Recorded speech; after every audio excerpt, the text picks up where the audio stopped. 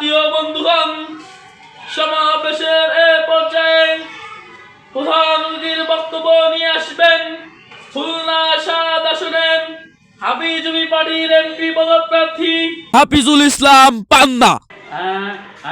আমি যদি এমপি হইতে পারি তাহলে আপনাদেরকে বলছি, এই এলাকায় সকল সন্ত্রাসীকে প্রস্রাব দেব না।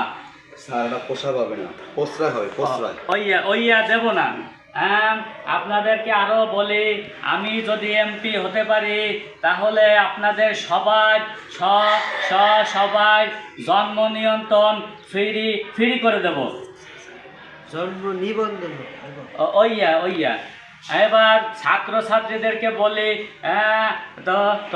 তোমাদের সকল ছাত্রছাত্রীদেরকে আমি বাসের ব্যবস্থা করে দেব। স্যার, বাস হবে না, বাস হবে, বাস। আচ্ছা ভাইয়া, এই বলে আমি এবার বিদায় নিচ্ছি। আসসালামু আলাইকুম। ওয়ালাইকুম আসসালাম।